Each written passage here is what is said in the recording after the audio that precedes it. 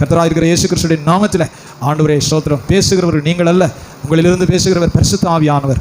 உடைய சத்திய வார்த்தையின்படி கர்த்தருடைய ஆவி வெளிப்படும்படியாக ஜெபிக்கிறோம். பரிசுத்த ஆவியானவரே உடைய சித்தத்தை வெளிப்படுத்தும்படி ஜெபிக்கிறேன். ஆண்டவரை தாகமுள்ள ஆத்மாவுக்கு மன்னாவும் தண்ணீரும் தரும்படியாக ஜெபிக்கிறோம். பரிசுத்த ஆவியானவர் ஆண்டவரை உடைய சபையோடு இடைபடும்படியாக ஜெபிக்கிறோம். ஆவியானவர் சொல்லுகிறதை காதுள்ளவன் கேட்க கடவன் வேதம் சொல்லுகிறபடி கர்த்தருடைய பரிசுத்த ஆவியானவர் வெளிப்படும்படியாக கெஞ்சுகிறேன். நாதான் அற்பமான சாகப்போகிற மனுஷனுடைய வார்த்தையில் யாருக்கு என்ன பிரயோஜனம்? பரிசுத்த ஆவியானவரே உடைய ஜீவ வார்த்தையை அருளும்படியாக கெஞ்சுகிறேன் இயேசுவின் நாமத்திலேயே பிதாவே, ஆமென். ஸ்தோத்திரம். கர்த்தருடைய வார்த்தைக்கு நேராக திருப்புவோம். 1 தீமோத்தேயுடைய புத்தகத்துக்கு நேராக திருப்புவோம். கடந்த நாட்களில் நான் அதை தொடர்ந்து கருத்தாய் வாசித்து தியானித்து வருகிறேன். பரிசுத்த ஆவியானவர் ஸ்தோத்திரம் இந்த நாட்களில் ஒரு நல்ல சொல்லுங்க ஆமென், ஒரு ஜெயமுள்ள கிறிஸ்தவ வாழ்வை பற்றி வேதம் சொல்லுது. சொல்லுங்க அல்லேலூயா. ஒரு வெற்றியுள்ள கிறிஸ்தவ வாழ்வு, ஒரு வெற்றியுள்ள கிறிஸ்தவ வாழ்வு சொல்லுங்க ஆமென். எப்படி வாழணும்னு சொல்லி பரிசுத்த ஆவியானவர் பரிசுத்த அப்போஸ்தலன் பவுல் மூலமாக பைபிளில் இங்கே சொல்லப்பட்டிருக்கு. சொல்லுங்க அல்லேலூயா. நம்ம ஆசீர்வாதமாக வாழ்றதுக்கு வேத புத்தகத்தில் கர்த்தருடைய ஆவியானவர் வழிவாசலை வைத்திருக்கிறார். ஒரு 7-8 குறிப்பு இருக்குது. நீங்கள் அதை பிடித்து கொண்டா பாக்கியவான்கள். சொல்லுங்க அல்லேலூயா. சத்தா சொல்லுங்க அல்லேலூயா. நீங்கள் கவனிக்கணும். நம்ம ரட்சிக்கப்பட்டோம், மனம் திரும்பிட்டோம், ஆண்டவரை பின்பற்றி வர்றோம். ஆனால் சிலர் பழைய வாழ்க்கையே தான் வாழ்ந்துக்கிட்டு இருப்பாங்க. பழைய பேச்சை பேசுவாங்க, பழைய நம்பிக்கையின்படி வாழ்வாங்க. சொல்லுங்க அல்லேலூயா. அவங்க போகிற அதே பாதையிலே போயிட்டு இருப்பாங்க. கர்த்தர் சொன்ன பாதையில் போனால் மனுஷன் சொல்லுங்க அல்லேலூயா ஆசீர்வாதத்தோடு வாழ்வான், சமாதானத்தோடு வாழ்வான். அப்போ தேவனுடைய வழியில் நடக்கிறவர்கள், கர்த்தர் வச்சிருக்கிற பாதையில் நடக்கிறவர்கள் சமாதானம் குறையாமல் கிருபையோடு நடத்தப்படுவார்கள். தீமோத்தேயுடைய புத்தகத்தில் பரிசுத்த அப்போஸ்தலன் பவுல் தீமோத்தேயு ஒரு பாஸ்டர். சொல்லுங்க அல்லேலூயா. அவர் இளம் ஊழியக்காரன். அப்போ தான் மனம் திரும்பி இயேசு ஏற்றுக்கொண்டு ஞானஸ்நானம் பெற்று பரிசுத்த ஆவியை பெற்று பவுலோடு கூடவே வர்றதுக்கு வாஞ்சையுள்ள மனுஷன், ரொம்ப விரும்புகிற மனுஷன். இயேசுவை நேசித்தவன் தீமோத்தேயு. தீமோத்தேயு இயேசு கிறிஸ்துவை நேசிக்கிறான், அவருடைய வார்த்தைகளை நேசிக்கிறான், பரலோகத்தை நேசிக்கிறான். சொல்லுங்க ஆமென். இப்போ என்ன செய்கிறான்? ஆண்டவர் மேலே ஆசையாக இருக்கிறான். பவுல் பார்க்குறார், இவனை நம்மளோட கூட்டிகிட்டு போயிட்டார். சொல்லுங்க ஆமென். சத்தமாக சொல்லுங்க. பூவோடு சேர்ந்த நாளும் மனம் பெறும். இப்போ நான் இங்கே பார்த்தீங்களா, இங்கே ஒரு 7-8 பேரை ஏற்றி விட்டுங்க. இவங்க பூரா கூட்டுவாங்க. இங்கே முதப்படியாக கூட்டுவான், முட்டை அடிப்பான், மேலே ஏறுவான். நேற்றுலாம் 10 மணி வரைக்கும் வேலை பார்த்தாங்க. மேலே ஏறா குழா எல்லாம் ரிப்பேர் பாருங்க. மேலே 50 அடியில் வச்சிருக்கிறோம் ஹான், அதெல்லாம் ரிப்பேர் பார்ப்பாங்க. சர்ச்சை கூட்டுவாங்க, தொடப்பாங்க. காலையில் நீங்கள் இப்படியா இருக்கும், சர்ச்சு ஒரே பூவும் இலையும் குப்பையாக கட்டி கிடக்கும். காலையிலே வந்துடுவாங்க, பூரா கூட்டி எரிச்சு 7 மணிக்கு வந்து 10 மணி வரைக்கும் வேலை பார்ப்பாங்க. சொல்லுங்க ஆமென். என்ன வேலை? இவங்க தான் நமக்கு அதிரடி படை. இந்த சின்ன படைகளை தான் இங்கே ஏற்றுவோம். அழுக்கே கொலையப்படாது பாஸ்டர், காலரில் அழுக்கே படப்படாது. நாங்கள் அப்படி டிப்டாப்பாக இருக்கணும், பின்னாடி சேரில் வந்துட்டு அப்படியே போயிட்டே இருக்க வேண்டியதான். அவர்கள் இங்கே வரமாட்டாங்க. சொல்லுங்க. அப்படி மண்ணு கல்லுமா பிறல்றோம், வெள்ளச்சட்டு இருந்தால் சின்ன பிள்ளையார் இங்கே வந்து பாடு. இதில் தேர்றவங்க அப்புறம் பாஸ்டராக்கி தள்ளி விட்டுட்டே இருப்போம். முதல் படி என்ன செய்யுது? உருளணும், சகதியில் உருண்டு பிறண்டு அப்படியே சீடை நான் வந்து இங்கே வந்து அதுக்கப்புறம் பாஸ்டர் அப்படின்னா சொல்லுங்க அல்லேலூயா. ஏசுநாதர் அப்படி தான் கூட்டு போனார். 12 பேரையும் கைப்பிடியாக கூட்டிகிட்டே போனார். அவர் தூங்குற இடத்துலையும் தூங்கினார்கள். வனாந்திரத்தில் இருந்தால் வனாந்திரத்தில் இருப்பார்கள். சொல்லுங்காமே. ஏசுநாதர் இருக்கிற இடத்துல அந்த சீடர்கள் இருப்பார்கள். ஏசுநாதர் பரலோகம் பண்ணோன்னா அவங்க அப்போஸ்தலர்கள். சத்தமாக சொல்லுங்காமே. கழுத்தை கொடுத்தவர்கள். அப்போ இந்த சின்ன பையன் இல்லை, உருவாக்கி நீ போய் பாடுறா, பாடு, அடி, அதை தொட, அது குப்பையல்றதில் தொடங்கி இங்கே கொண்டு வந்து நிறுத்திடுவோம். எங்களுக்கு தெரியும். சொல்லுங்காமே. குப்பையல்ல முதல்ல குனி, லெட்டின் கழுவி விடு, போய் தொட. இதில் இவன் தேர்வானான்னு பார்ப்போம். தேர்வானா அடுத்தடுத்து இங்கே கொண்டு வருவோம். அதுதான் அதை நிற்கும், கடைசி நிற்கணும்ல. சொல்லுங்க அல்லேலூயா. சிலுவையை சுமந்து பின்பற்றணும்ல. வேதம் சொல்லுகிறது. இப்போ இந்த தீமோத்தேயு எப்படிப்பட்ட ஆளு? ஆண்டவரை விரும்புகிறான், நேசிக்கிறான், தேவனை விரும்புகிறான், ஆண்டவருக்குரிய காரியங்களை விரும்புகிறான். வசனம் சொல்லுது, தன்னோடு கூட்டிக் கொண்டு போக விரும்பின்னு சொல்லப்பட்டிருக்கு. பவுல் என்ன செய்தாராம்? சொல்லுங்க ஆமென். சத்தமா சொல்லுங்க. தன்னோடு, பைபிள் அப்படி தான் சொல்லுது, தன்னோடு கூட்டிக் கொண்டு போக விரும்பினான். கர்த்தர் தீமோத்தேயுவை அழைக்கல ஊழியத்துக்கு, பவுலை அழைத்தார். தீமோத்தேயுவை ஊழியத்துக்கு கூப்பிடல. தீமோத்தேயு எப்படி கர்த்தருடைய ஊழியத்துக்கு வருகிறான்? ஆண்டவரை நேசிக்கிறான். சொல்லுங்க ஆமென். வேதத்தை வாசிக்கிறான். ஐயா சொல்லுங்க ஐயான்னு கேட்குறான். உங்களுக்கு மகனை போல வேலை செய்தான் வசனம் சொல்லுது. சொல்லுங்க ஆமென். மகன் தகப்பனுக்கு ஊழியம் செய்தது போல ஊழியம் செய்தவன்ப்பா.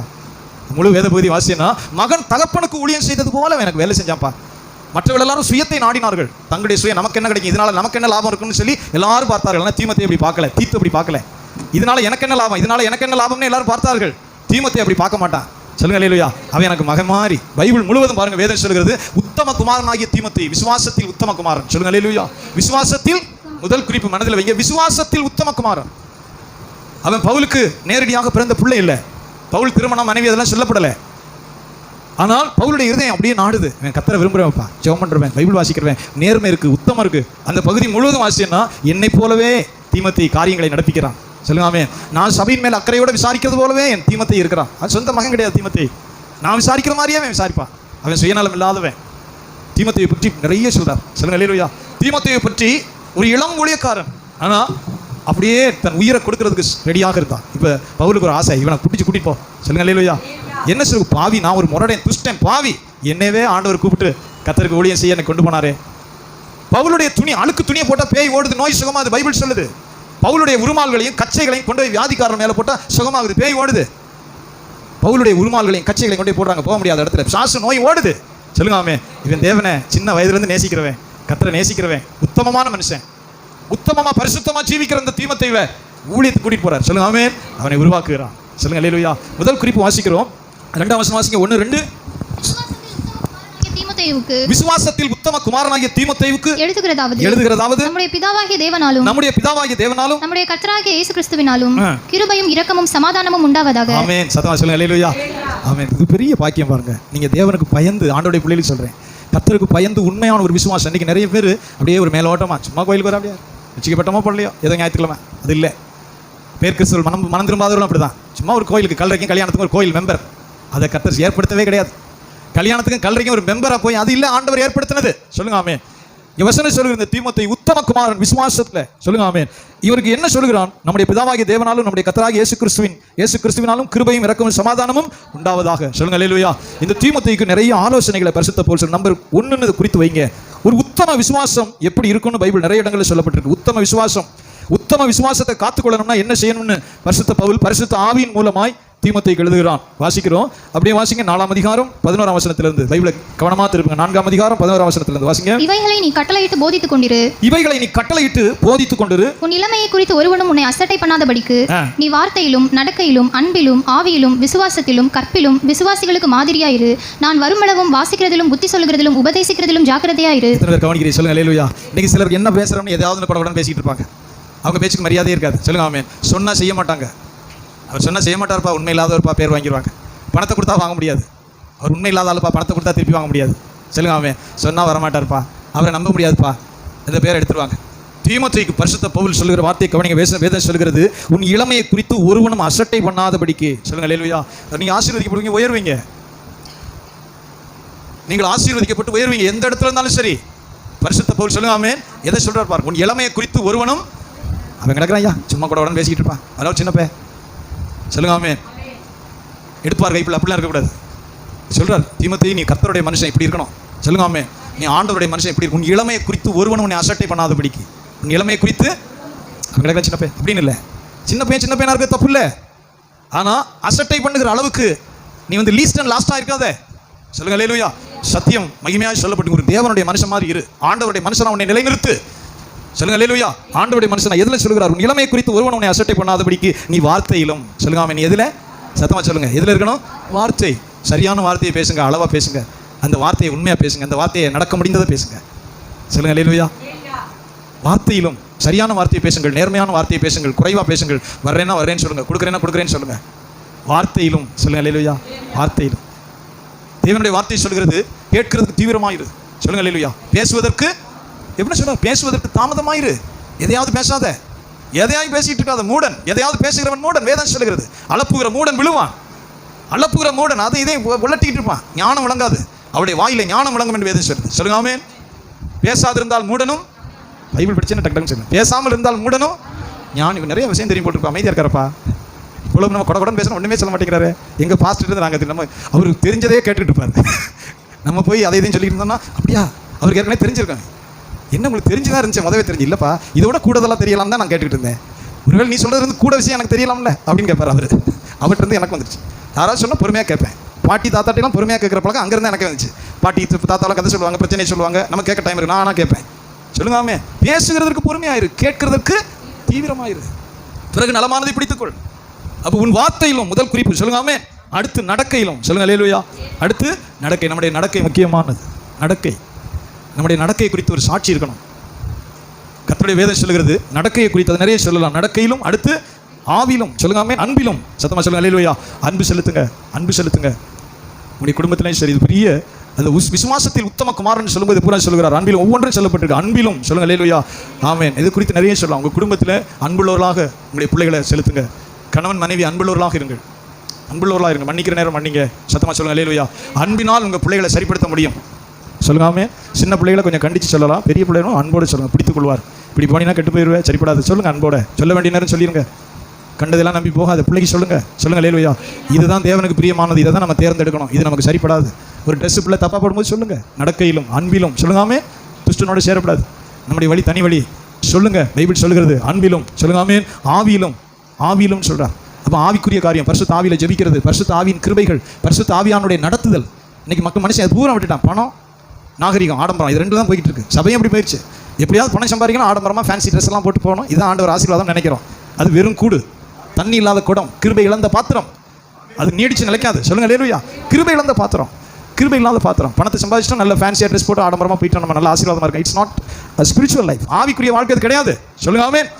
சொல்லுகிறான் பரிசுத்த பவுல் ஆவியிலும், சொல்லுங்க ஆமென், ஆவியில் ஆவிக்குரிய ஜீவியத்தை மெயின்டைன் பண்ண, பரிசுத்த ஆவியோட நட, பரிசுத்த ஆவியானுடைய சத்தத்தோடு நட என்று சொல்லுவோம். ஆவியிலும், அடுத்து விசுவாசத்திலும், சொல்லுங்க ஆமென். விசுவாசத்தில் குறைவுபடக்கூடாது, விசுவாசத்தில் குறைவுபட்டு போகக்கூடாது.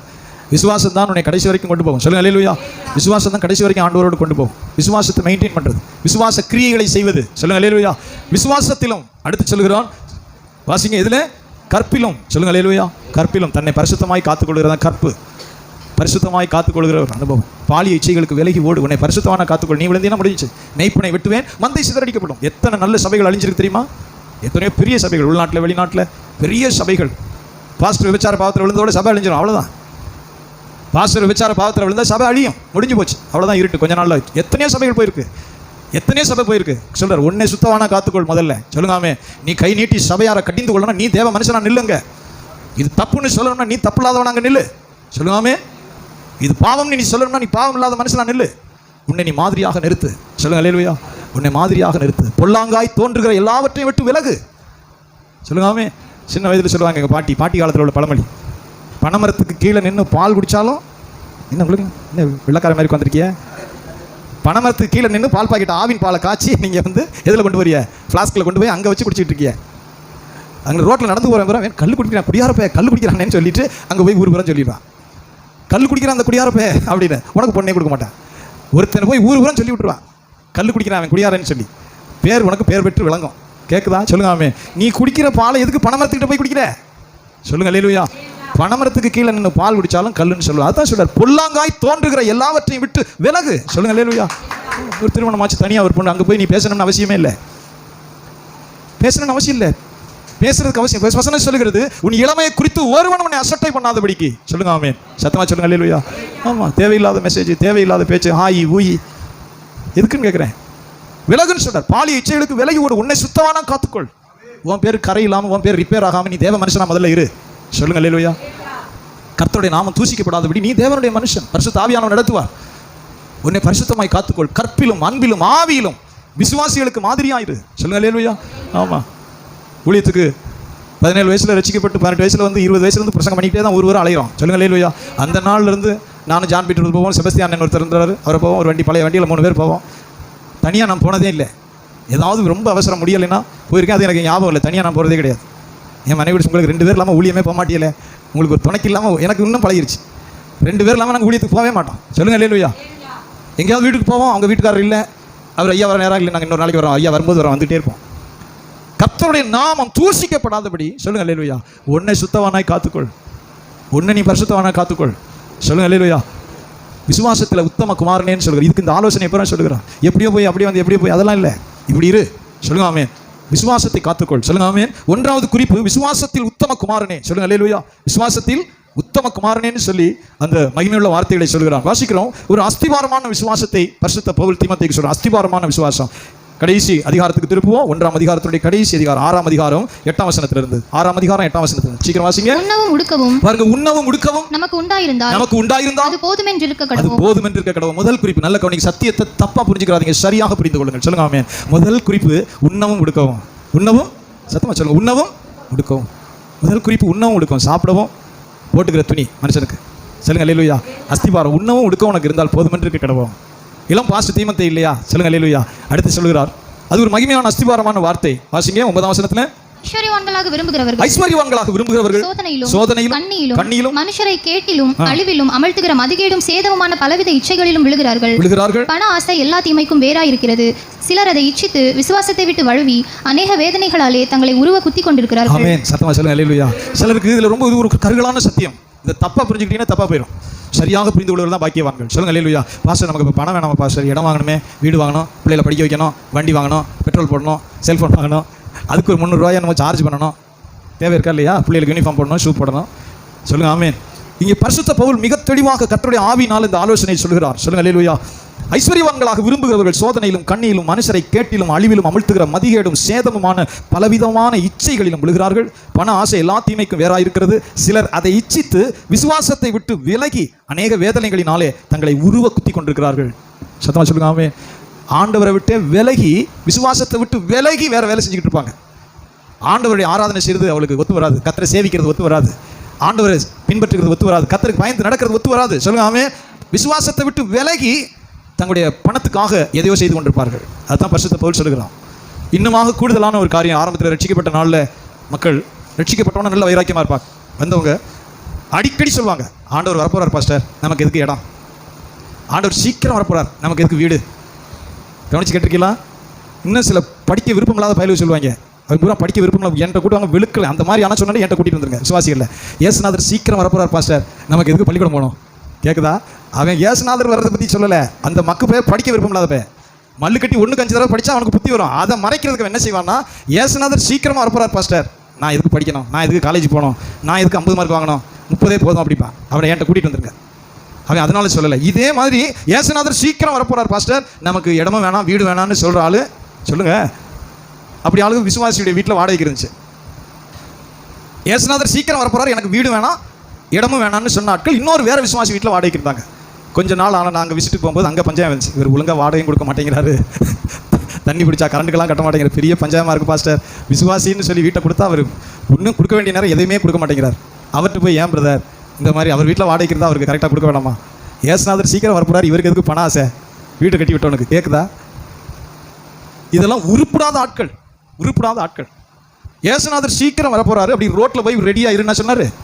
பைபிளை கையில் வச்சுக்கிட்டு வெள்ளச்சட்டை போட்டு ரோட்டில் நில்லு அப்படின்னு சொல்லல, ஆயத்தமாயிரு. சொல்லுங்க அல்லேலூயா. ஆயத்தமாயிரு.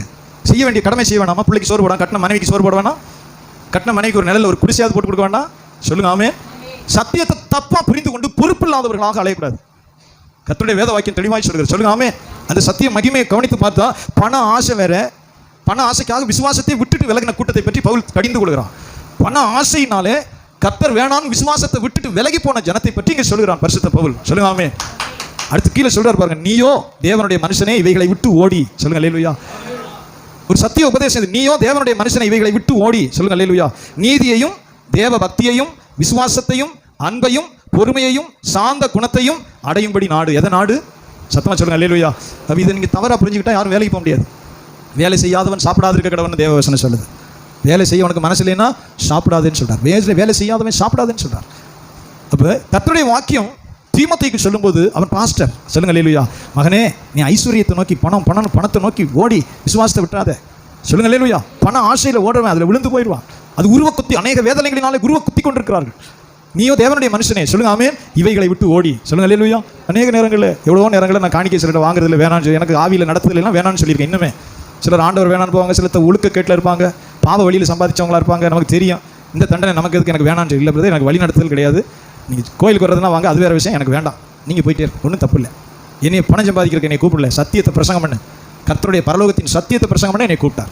நிறைய இடங்களில், நிறைய நேரங்களில் பெண்களும் சரி ஆண்களும் சரி, ஆவியில் நடத்தல உங்கள் காணிக்கை எனக்கு வாங்குற வழி நடத்தல பிரதர், உங்களுக்கு இது வேணாம், இனி போய்ட்டு சொல்லி பெண்களும் சரி இது மாதிரி வழி நடத்தல, அது உங்கள் பாடு. பண ஆசைக்காக நம்மளை கூப்பிடல. சொல்லுங்க அல்லேலூயா. அப்போ பவுல் தீமோத்தேயுக்கு சொல்லும்போது தெளிவோடு சொல்லுகிறான், சிலர் அந்த பண ஆசையில ஐஸ்வர்யவான்களாக விரும்புகிறவர்கள் சோதனையிலும் கண்ணியிலும் மனுஷரை கேட்டிலும் அழிவிலும் அமிழ்த்துகிற மதிகேடும் சேதமுமான பலவிதமான இச்சையிலே விழுகிறார்கள். பண ஆசை எல்லா தீங்குக்கும் வேறாயிருக்கிறது. சிலர் அதை இச்சித்து விசுவாசத்தை விட்டு விலகி வலுவி அநேகம் வேதனைகளினாலே தங்களை உருவ குத்தி கொண்டிருக்கிறார்கள். சொல்லுங்க ஆமென். இப்ப சொல்றார் தீமோத்தேயுக்கு, நீயோ தேவனுடைய மனுஷனே. என்ன மனுஷனே? சொல்லுங்க அல்லேலூயா. நீயோ, நம்ம ஒரு நாள் கணக்கு ஒப்புவிக்கணும். நீங்கள் அரசாங்க அதிகாரியாக இருக்கலாம், ஏதோ ஒரு வேலை செஞ்சுட்டு இருக்கலாம், உங்களுக்குள்ள சம்பளம் தான் உங்களுடைய நீதியின் கணக்கில் சேரும். உங்களுக்கு எது சேரணுமோ அதுதான். அதனால தான் உன் சம்பளம் உனக்கு போதுமென்று வசனம் சொல்லுது. சொல்லுங்க அல்லேலூயா. உன் சம்பளம் உனக்கு என்ன சம்பளத்துக்கு நீ அக்ரிமெண்ட் போட்டு அரசாங்கத்துக்கு எங்கே போனீங்களோ அந்த சம்பளம் தான் உங்களுடையது. அந்த சம்பளம் தான் நீதியின் வருமானம். சொல்லுங்க அல்லேலூயா. நீதி உள்ளது அது மட்டும்தான். தேவன் தெளிவோடு சொல்கிறார். கர்த்தருடைய வார்த்தையில் வாசிக்கிறோம், நீயோ தேவனுடைய மனுஷனே இவைகளை விட்டு ஓடி. சொல்லுங்க ஆமென். நீதியையும் தேவ பக்தியையும் விசுவாசத்தையும் அன்பையும் பொறுமையையும் சாந்த குணத்தையும் அடையும்படி நாடு. சொல்லுங்க எதை நாடு? இதெல்லாம் நம்ம குறித்து வைக்கிறது தியானிக்கும் போது நமக்குள்ள உண்டா சோத்திரம். அடுத்து வாசிக்கிறோம் 12ஆம் வசனம் வாசிங்க பார்ப்போம். நல்ல போராட்டத்தை போராடு. விசுவாசத்தின் நல்ல போராட்டத்தை போராடு. சொல்லுங்க அல்லேலூயா. சத்தமா சொல்லுங்க ஆமென். நம்முடைய வாழ்க்கையில் மரணம் வரைக்கும் ஒரு போராட்டம் வரும், விசுவாசத்துக்கான போராட்டம். நம்ம கர்த்தரை பின்பற்றி நடக்கிறதுக்கு விரோதமாக பிசாசும் மனிதர்களும் போராடுகிற ஒரு போராட்டம் உண்டாகும், சோதனை உண்டாகும். அதுதான் வசனம் சொல்லுகிறது. பாலியத்துக்குரிய ஒரு இளைஞனாக இருக்கிறான், நீ சோதிக்கப்படுவேன். சொல்லுங்க அல்லேலூயா. சோதிக்கப்படுவேன், சோதனை உண்டாகும். தேவ வசனம் சொல்கிறது, விசுவாசத்தின் நல்ல போராட்டத்தை போராடு. சொல்லுங்க அல்லேலூயா. அதுதான் பவுல் சொல்கிறான், விசுவாசத்தில் நல்ல போராட்டத்தை போராடினேன், என் ஓட்டத்தை முடித்தேன், விசுவாசத்தை காத்துக்கொண்டேன். இது முதல் நீதியின் கிரீடம் எனக்காக வைக்கப்பட்டிருக்கிறது. நீதியுள்ள நியாயாதிபதியாகிய கர்த்தர் அந்நாளில் அதை எனக்கு தந்தருளுவார். சொல்லுங்க அல்லேலூயா. விசுவாசத்தின் நல்ல போராட்டத்தை போராடுன்னு அதே பவுல் தீமோத்தேயுக்கு சொல்றார். மகனே சோர்ந்து போகாதே. பாடு இருக்கும், வறுமை இருக்கும், ஒருத்தன் நல்லவன் சொல்லுவான், ஒருத்தன் கெட்டவன் சொல்லுவான், சூழ்நிலையெல்லாம் ஒரே மாதிரி இருக்காது. ஆனால் விசுவாசத்தை விடாதே. சொல்லுங்க அல்லேலூயா. விசுவாசத்தின் நல்ல போராட்டத்தை போராடு. அடுத்து சொல்கிறான், நித்திய ஜீவனை பற்றிக்கொள். எதை பற்றிக்கொள்? சத்தமா சொல்லுங்க, எதை பற்றிக்கொள்? நித்திய ஜீவனை பற்றிக்கொள். பரலோகத்தில் பிரவேசிக்கிறத மகிமையை இழந்து விடாதே.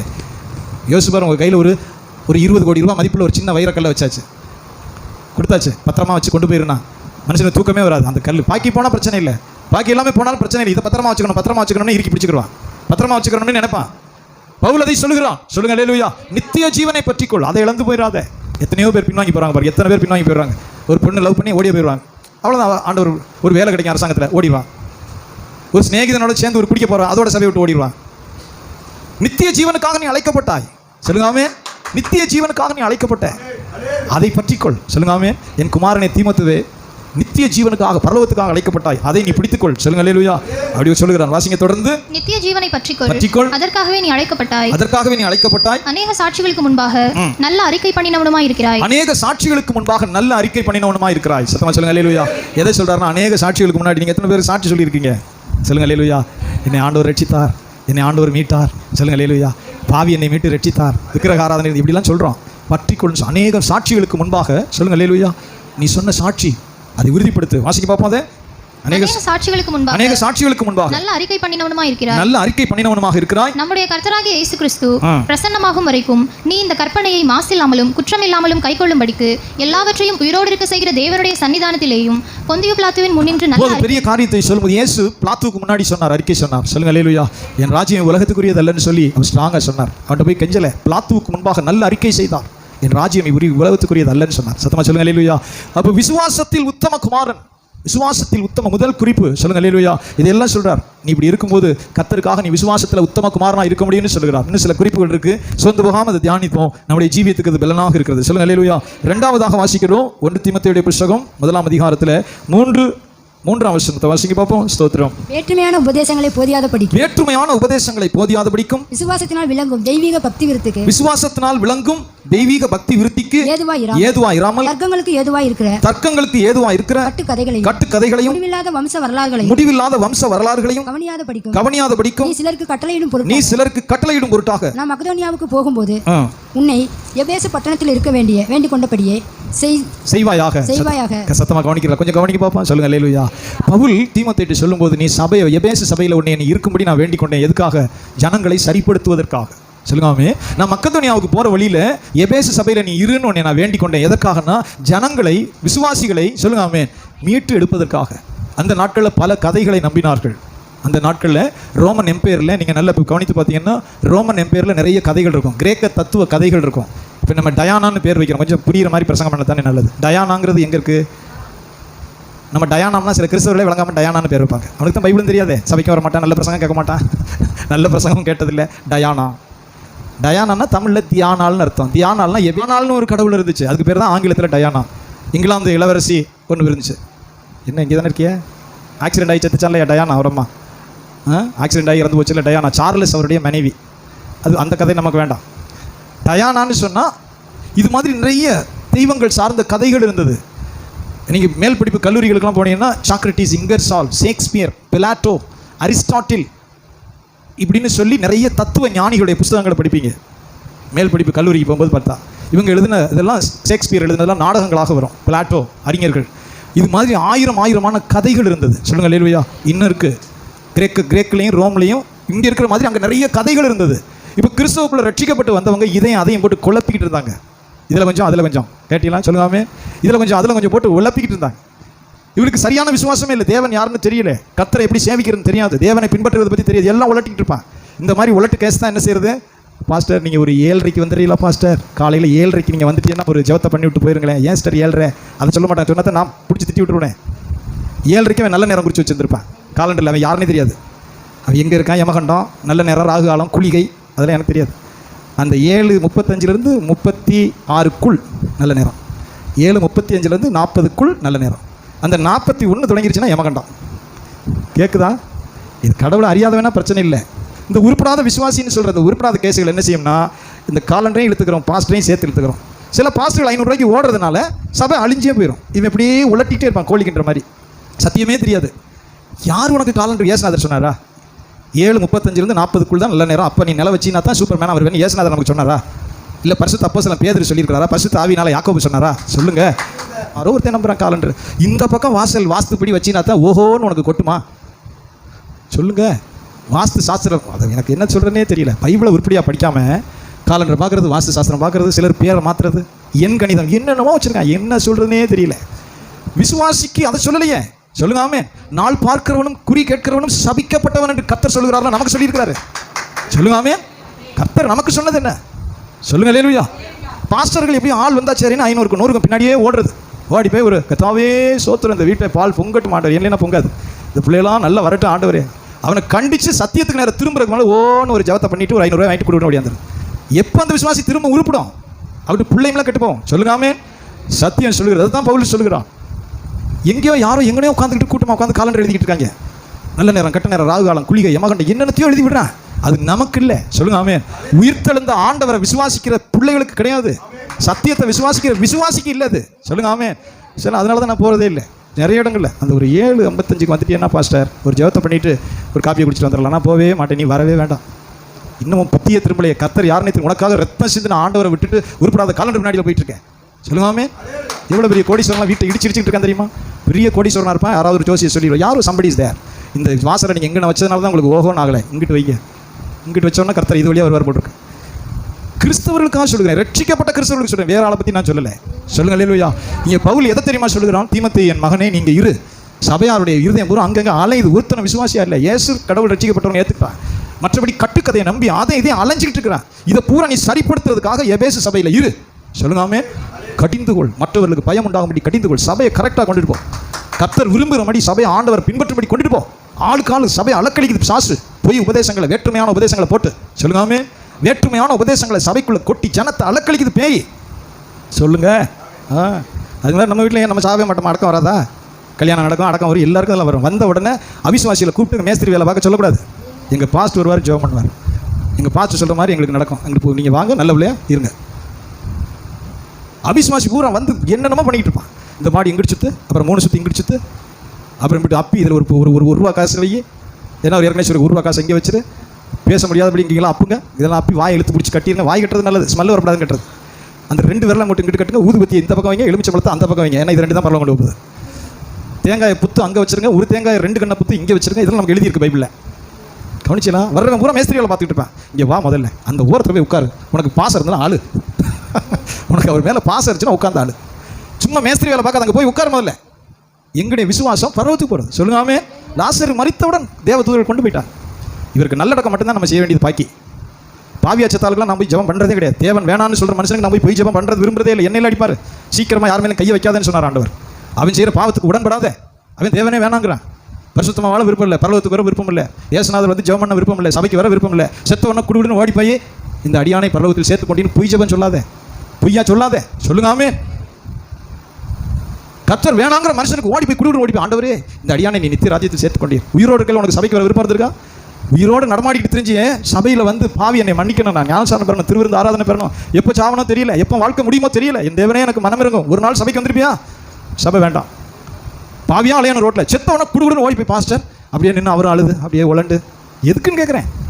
கர்த்தர் விரும்பாதது. சொல்லுங்காமே, பவுல் தீமோத்தேயு அதுக்கு தான் நிறுத்துறான். எபேசு சபையில் இரு, சபையை சரிப்படுத்து. சொல்லுங்காமே, சபையை தேவனுக்கு பிரியமா திருப்பு. ஆண்டவர் எதை விரும்புகிறாரோ அதை நோக்கி சபையை திருப்பு. சொல்லுங்க. அல்லேலூயா. அதைத்தான் வாசிக்கிறோம் 2ஆம் வசனத்தில். 2ஆம் வசனத்தை குறித்து நிறைய காரியங்களை சொல்லப்பட்டு இதுதான் நம்முடைய வாழ்வு அப்படியே அலக்கடிக்குது. சத்ரு தன்னுடைய கிரியைகள் மூலமாய் சபையை தவறான உபதேசத்தின் மூலமாய் அலைக்கழிக்கிறான். வாசிக்கிறோம் 4ஆம் அதிகாரம் 2ஆம் வசனத்தில். வாசிங்க. 4ஆம் அதிகாரத்துல 6ஆம் வசனம் வாசிங்க. ஸ்தோத்திரம். இவைகளை நீ சகோதரருக்கு போதித்து வந்தால், இவைகளை சகோதரருக்குன்னா சபை விசுவாசிக்கு, இவைகளை சகோதரருக்கு நீ போதித்து வந்தால், விசுவாசத்திற்குரிய வார்த்தைகளிலும் நீ அனுசரித்த நல்ல போதகத்திலும் தேறினவனாகி. ஆமென். தேறினவனாகி. முந்தின வார்த்தைகளை பூரா சொல்றார் பரிசுத்த பவுல். அந்த நாட்கள்ல கல்யாணம் ஆகாம இருக்கணும்னு சொன்னாங்க, சொல்லும் இதை சாப்பிடாத அதை சாப்பிடாதேன்னு சொன்னாங்க பாருங்க. விவாகம் பண்ணாதிருக்கவும் விசுவாசிகளும் சத்தியத்தை அறிந்தவர்களும் ஸ்தோத்திரத்தோடு அனுபவிக்கும்படி தேவன் படைத்த போஜன பதார்த்தங்களை விளக்கவும் வேண்டும் என்று அந்த பொய்யர் கட்டளை இடுவார்கள் சொல்றார் பரிசுத்த பவுல். சொல்லலாமே, நிறைய பேர் இதை சாப்பிடாத, இதை சாப்பிட்டா தான் பரலோகத்துக்கு போவேன், இதை திங்காத, இதெல்லாம் போட்டு உலட்டிட்டு இருக்கோம். இதெல்லாம் அற்ப காரியம். அதுதான் பரிசுத்த பவுல் சபையை பார்த்து சொல்லுகிறான். இதெல்லாம் ஒரு காரியமே கிடையாது. ஆனால் இதை போட்டு மனுஷன் சைவன் சாப்பிட்டா போறோம், அசைவன் சாப்பிட்டா சொல்லுங்காமே, சைவம் அசைவம் இதெல்லாம் இந்த குப்பையை போட்டு கிண்டாத. கர்த்தருடைய வேத வாக்கியம் சொல்கிறது, தேவன் படைத்ததெல்லாம் நல்லதாக இருக்கிறது, ஸ்தோத்திரத்தோடு ஏற்றுக்கொள்ளப்படும் ஆகில் ஒன்றும் தள்ளப்படத்தக்கதல்ல, அது தேவ வசனத்தினாலும் ஜெபத்தினாலும் பரிசுத்தமாக்கப்படும். இவைகளை நீ சகோதரருக்கு போதித்து வந்தால், சொல்லுங்காமே, விசுவாசத்திற்குரிய வார்த்தையிலும் நீ அனுசரித்த நல்ல போதகத்திலும் தேறினவனாகி இயேசு கிறிஸ்துவுக்கு நல்ல ஊழியக்காரனாக இருப்பாய். சொல்லுங்க அல்லேலூயா. எத்தனை பேர் கவனிக்கிறீங்க? சொல்லுங்க. இயேசு கிறிஸ்துவுக்கு நீ நல்ல ஊழியக்காரனாக இருப்பாய். மனுஷருக்கு இருக்கிறது இல்லை. இவைகளை போதி. கர்த்தர் எதை விரும்புகிறாரோ அதை சொல்லு, தேவன் எதை எதிர்பார்க்கிறாரோ அதை சொல்லு. சத்தமா சொல்லுங்க ஆமென். கீழே வாசிக்கிறோம், சீர்கேடும் கிளவிகள் பேச்சுமா இருக்கிற கட்டு கதைகளுக்கு விலகி தேவ பக்திக்கு ஏதுவாக முயற்சி பண்ணு. சொல்லுங்க அல்லேலூயா. எதுக்கு விலகணும்? சத்தமா சொல்லுங்க. எதுக்கு விலகணும்? சீர்கேடும் கிளவிகள் பேச்சுமா இருக்கிற அப்படின்னு நிறைய கட்டுக்கதைகள் அங்கே இருந்தது. ஜனங்கள் சத்தியத்தை விட்டுட்டு கட்டுக்கதைகள் போய் நம்பிட்டு இருப்பாங்க. இந்த ஹெர்குலிஸ் கேள்விப்பட்டிருக்கீங்களா? சீக்கிரமா சொல்ல முடிச்சிடும். ஹெர்குலிஸ், அட்லஸ் மேப், பூமி உருண்டே ஒருத்தர் தூக்கி நிற்பார். பார்த்துருக்கீங்களா? சைக்கிள்லாம் அட்லஸ் சைக்கிள், இதெல்லாம் கதை தான். பூமி உருண்டே அப்படியே தூக்கி இப்படி நின்றுட்டு இருப்பார். அவர் சட்டை பேண்டே போட்டுக்க மாட்டார். அட்லஸ் சைக்கிள், இதெல்லாம் அங்கே உள்ள கதைகள். பூமி உருண்டே ஒருத்தர் தூக்கிட்டு இருக்கான் அட்லஸ், அதை போய் கும்பிட்டு இருப்பான் ஹெர்குலிஸ். இது மாதிரி நிறைய கதைகள் இருந்தது, புராண கதைகள். சொல்லுங்க அல்லேலூயா. அதை பூரா ஜனங்கள் இங்கு அங்கே நம்பிக்கிட்டு உலட்டிட்டு இருந்துச்சு. அதை தான் பரிசுத்த பவுல் சொல்லும்போது சொல்றார், சீர்கேடும், வாசிங்க, சீர்கேடும் கிளவிகள் பேச்சுமா இருக்கிற கட்டுக்கதைகளுக்கு விலகி, கிளவிகள் பேச்சுமா இருக்கிற கட்டுக்கதைகளுக்கு விலகி தேவ பக்திக்கு ஏதுவாக முயற்சி பண்ணு. தேவ பக்திக்கு ஏதுவாக முயற்சி பண்ணு. சொல்லுங்க ஆமென். எதுக்கு ஏதுவாக முயற்சி பண்ணு? ஆமாம், ஒரு ஆண்டோடைய பிள்ளைகள் சொல்கிறேன், ஒரு குடும்பத்தோட ஒரு நாள் உபவாச நாள்லாம் நியமிங்க. உங்கள் பிள்ளைகளை பழக்குங்க, ஜெபம் பண்ண பழக்குங்க. தெரியாதுன்னே சொல்லாதீங்க. நீங்கள் தான் சோறு போட்டு வளர்க்குறீங்க, பிள்ளைக்கு தெரியாது ஜெபம் பண்ண தெரியாதுன்னா உங்கள் தப்பு. இன்றைக்கி ஜெபம் பண்ண தான் சாப்பாடு, தப்பே இல்லை, உயிரெல்லாம் போகாது. இன்றைக்கி மத்தியானம் நேற்று 1 மணி வரை ஜெபம் பண்ணோம். நாங்கள் தான் 1 மணி தாண்டும் 1 மணி வரைக்கும் ஜெபம் பண்ணோம். சபையாருக்காக, பிள்ளைகளுக்காக, எல்லாருக்காக, திருமணத்துக்காக, சபையில் வராதவர்களுக்காக, இந்த பட்டணத்தினுடைய ரட்சிப்புக்காக.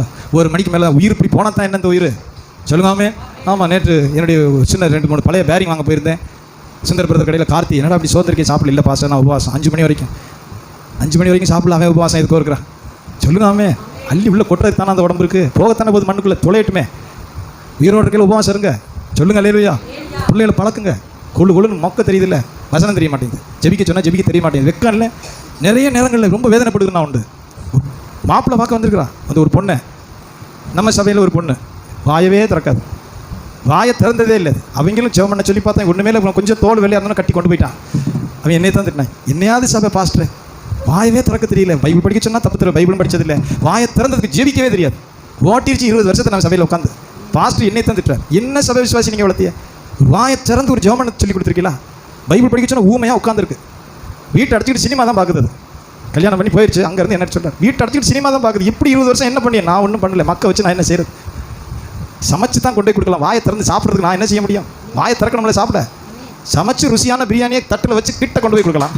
சொல்லுங்கள், கிட்ட கொண்டு போய் முட்டை பிரியாணியோட மட்டன் பிரியாணி கிட்ட கொண்டு போய் கொடுக்கலாம். வாயை திறக்க வைக்கிறதுக்கு நான் என்ன செய்யறது? சொல்லுங்க அல்லேலூயா. விளையாட்டு சொல்லலை, பிள்ளைகள் ஜெபிக்க போனாதுங்க. பிள்ளை ஜெபம் பண்ண, அப்பாவுடைய கஷ்டத்துக்காக ஜெபம் பண்ண, பைபிள் படி, இன்னைக்கு நீதிமொழிகள் 1 படி, நாளைக்கு 2ஆம் அதிகாரத்தை படி. சொல்லுங்க அல்லேலூயா.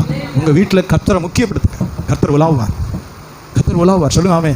உங்கள் பிள்ளைகள் உங்கள் வீட்டில் தான் உருவாகணும். இங்கே 1 மணி நேரம் தான் வருது, 1 மணி நேரம் தான் வருது. உங்கள் வீட்டில் தான் தேவ பக்திக்கு ஏதுவாக முயற்சி பண்ணு. சொல்லுங்க ஆமே. கட்டுக்கதைகளை விளக்கு, சீர்கேடுமான கிளவிகள் பேச்ச தள்ளு. சொல்லுங்க ஆமே. தேவ பக்திக்கு ஏதுவாக முயற்சி பண்ணு. பெரிய ஆசீர்வாதம். இன்றைக்கி நம்ம ஜெபம் பண்ணணும். நாங்கள் ஜெபம் பண்ணணும் ஆசையோடு வந்தால் உங்கள் குடும்பம் கரெக்டாக இருக்குன்னு அர்த்தம். வாயில் தெர்மாமீட்டர் வச்சு பார்க்குற கதை. நம்ம எல்லோரும் இன்றைக்கி ஜெபம் பண்ணுவோம். ஜெபம் பண்ணுவோம். இன்றைக்கி ஜெபம் பண்ணி சாயங்காலம் ஜெபம், இன்றைக்கி உபவாச ஜெபம். இன்றைக்கி நம்ம எல்லோரும் ஜெபம் பண்ணுவோம். எல்லோரும் ஒரு மனமாக வந்தால் உங்கள் குடும்பம் கிளியராக இருக்குன்னு அர்த்தம். சொல்லுங்க அல்லேலூயா. இல்லை, நான் பாலக்கட்டையில் உட்காந்துருக்கேன், என் மகன் கடை வீதிக்கு போயிட்டு வரேன், நீனா பிள்ளைகளை கூட்டிகிட்டு ஜெபம் பண்ணேன், நான் ஊரை சுற்றிட்டு அப்படியே வரேன் அப்படின்னா அது உருப்படலைன்னு அர்த்தம். 100 வருஷம் அந்த இருதயம் ஒன்றும் இல்லை. தேவனுடைய மகிமையெல்லாம் நீ காண முடியாது. சொல்லுங்க அல்லேலூயா. முதல்ல ஒரு மனம், மூணாவதாக ஒரு குறிப்பு, நேரமில்லை, சுருக்கமாக முடிக்கிறேன். கர்த்தருடைய பரிசுத்த ஆவியானவர் தீமோத்தேயுவை கொண்டு மகிமையோடு தீமோத்தேயுக்கு சொல்லும்போது சபைக்கு அதை சேர்த்து சொல்றார். 5ஆம் அதிகாரத்தில் வாசிக்கிறோம். சொல்லுங்க அல்லேலூயா. முதல்ல 1 தீமோத்தேயு 3:4 வாசிப்போம். 2 வசனங்கள் ரொம்ப முக்கியமானது.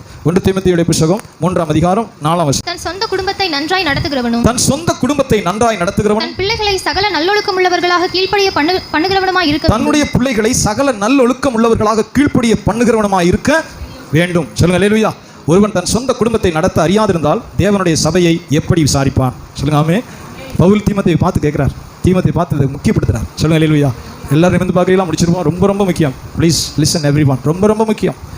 உங்கள் குடும்பம் தேவனுக்கு பயந்து உங்களை சுற்றின ஒளிவமர கன்றுகளாக உங்கள் பிள்ளைகள் இருந்தால் நீங்கள் பாக்கியவான்கள். கர்த்தருக்கு பயந்து விசுவாசிகளாக கர்த்தருக்கு பயந்து நடந்து உங்களை சுற்றி ஆசீர்வதிக்கப்பட்டவர்களாக இருந்தால் பாக்கியவான்கள். எத்தனையோ பாஸ்டர் வீட்டில் அப்படி இல்லை பிள்ளைகள். எத்தனையோ பேர் நல்ல கர்த்தர் ஆசீர்வதிச்சிருவார். பாஸ்டர் நல்ல எனக்கு தெரியும். அந்த பிள்ளைகள் ஆளுக்கு ஒரு வழியில் போகும், லவ் பண்ணி ஓடிட்டே இருக்கும். ரட்சிக்கப்படாத பிள்ளைகளை பின்பற்றி லவ் பண்ணி ஓடிடும். ஒரே பொண்ணு, ஒரு நல்ல கர்த்தருடைய மனுஷன். 1-2 இல்லை, நிறைய பேர். ஒரு நல்ல ஆண்டவர் பயந்த மனுஷன், பெரிய அதிகாரி, அப்படியே மனைவி 2 பேரும் ஊழியம் செய்வாங்க. அவள் பார்த்தீங்கன்னா வெள்ளச்சட்டை, அந்த அம்மா வெள்ளை புடவை கட்டி தான் ஊழியத்துக்கு போவாங்க, அர்ப்பணிப்போடு போவாங்க.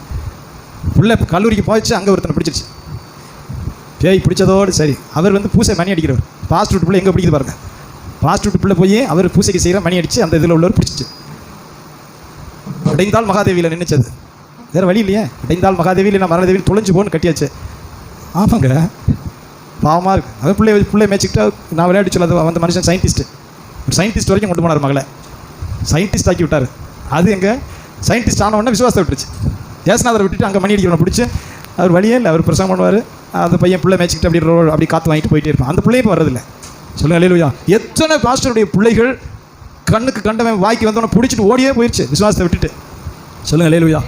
விசுவாசம் ஃபஸ்ட்டு. கர்த்தரில் இருக்கிற விசுவாசம் தான் முதல்ல. உன்னை நித்திய ஜீவனுக்கு அழைத்தார். சொல்லுங்க அல்லேலூயா. பரலோக மகிமைக்கு அழைத்தார். சத்தியத்தை பின்பற்றி நடக்க அழைத்தார்.